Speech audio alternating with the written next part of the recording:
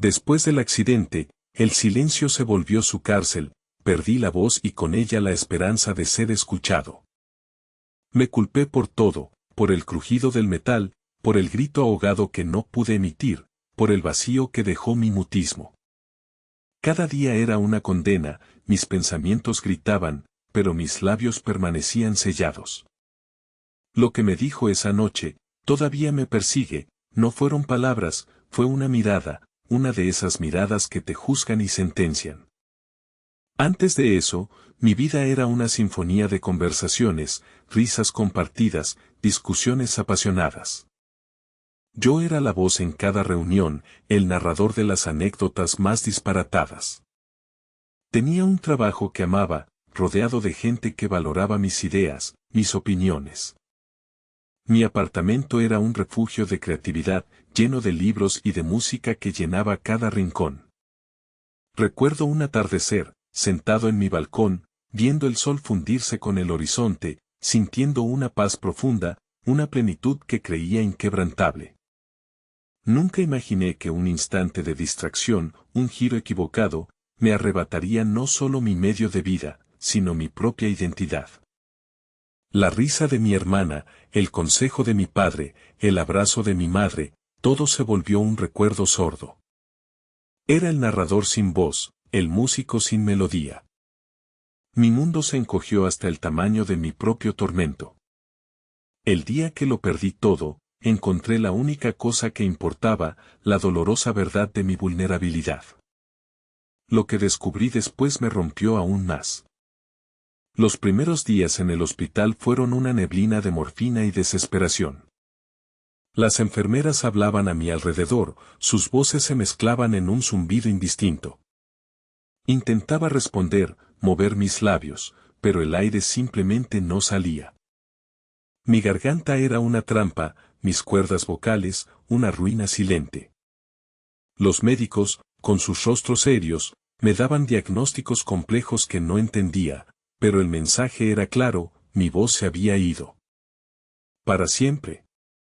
Sentí una ira corrosiva, una rabia ardiente que no podía expresar.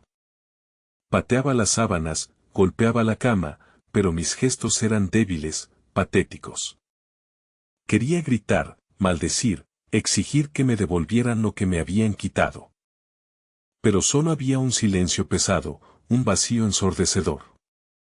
Recuerdo una mañana, el sol entraba por la ventana, pero para mí era una luz cruel, que iluminaba mi miseria.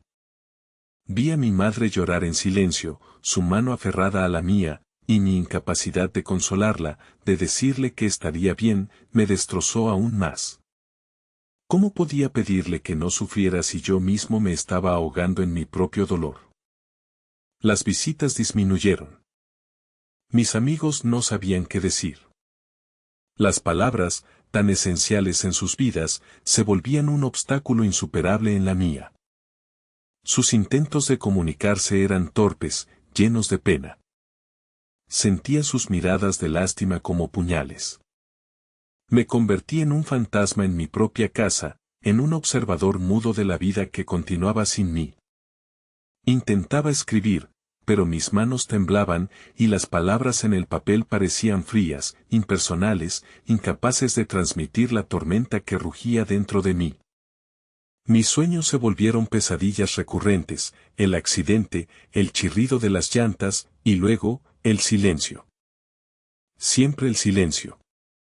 Toqué fondo el día que intenté hablar con mi padre y solo salió un soplido rasposo. Sus ojos, llenos de frustración y tristeza, me lo dijeron todo. Éramos dos extraños, incapaces de cruzar el abismo de mi silencio. Me encerré. En mi habitación, en mi dolor, en mi propia desesperación. Mis días se volvieron monótonos, una sucesión de horas vacías llenas de amargura.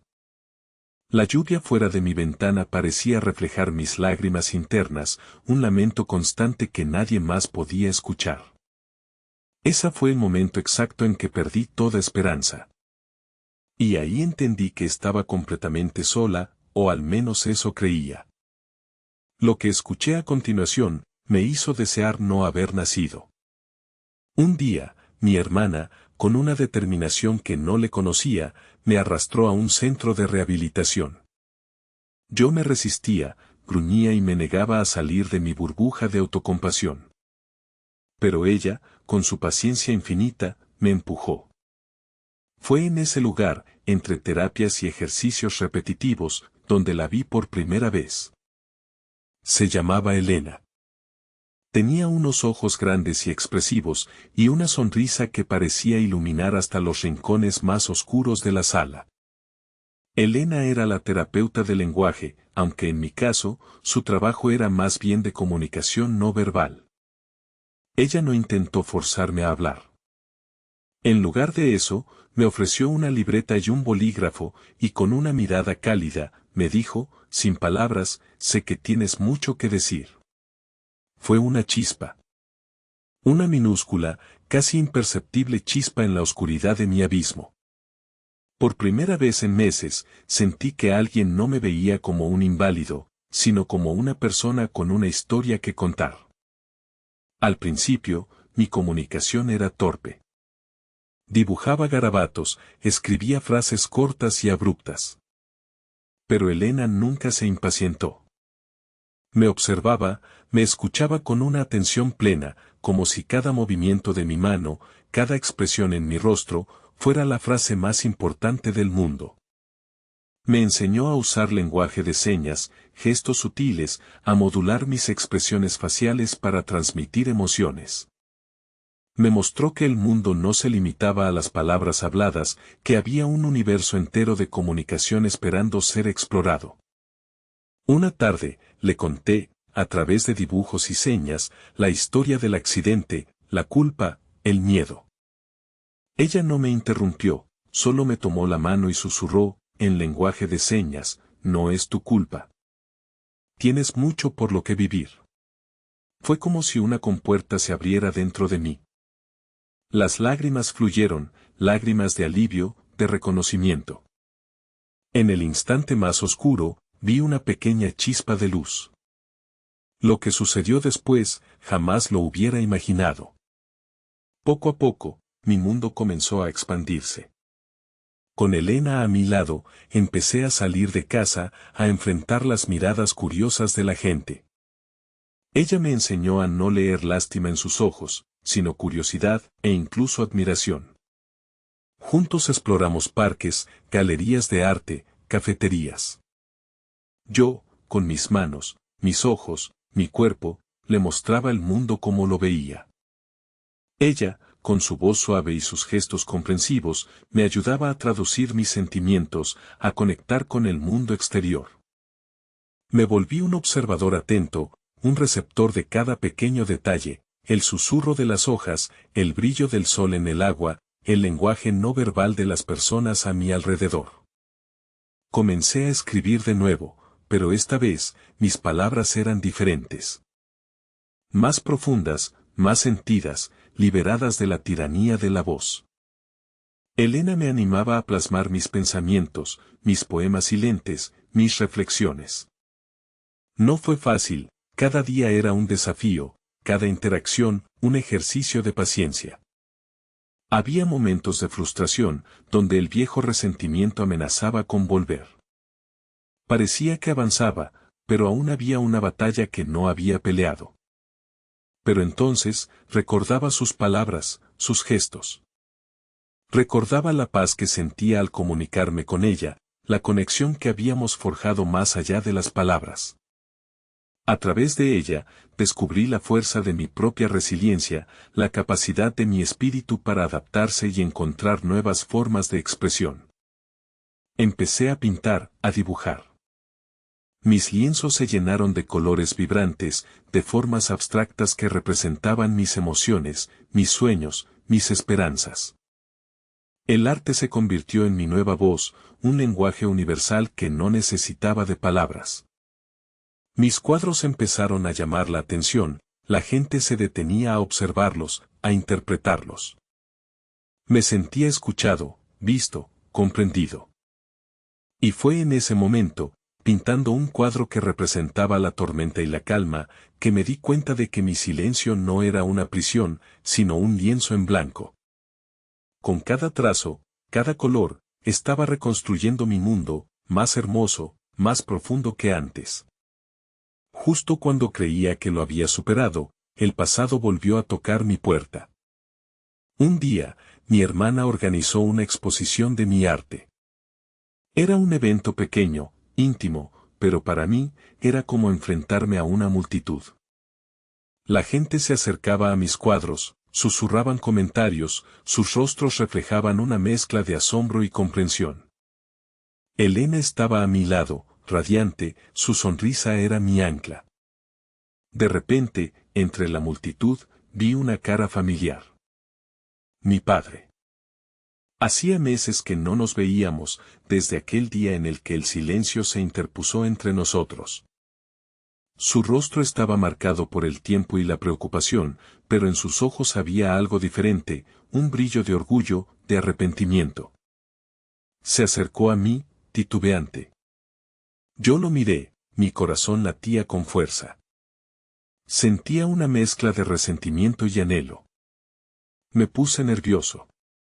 Habría querido gritarle mi dolor, reprocharle su abandono. Pero no pude. Solo pude mirarlo, y en esa mirada se concentraron años de emociones no dichas. Él extendió su mano, y en ella llevaba una pequeña libreta. Me la entregó. Dentro, había una única frase escrita con su puño y letra temblorosa: perdóname, hijo. Siempre te he admirado. Mis ojos se llenaron de lágrimas. No hizo falta que dijera nada. El lenguaje del corazón, ese que Elena me había enseñado, era el único que importaba en ese momento. Tomé su mano. Un apretón, un gesto sencillo, pero cargado de un significado profundo. Lo que le dije en ese momento cambió nuestras vidas para siempre. En ese abrazo silencioso se disolvieron años de dolor, de malentendidos. Nunca pensé que llegaría a perdonar, y mucho menos a esa persona. Pero lo hice.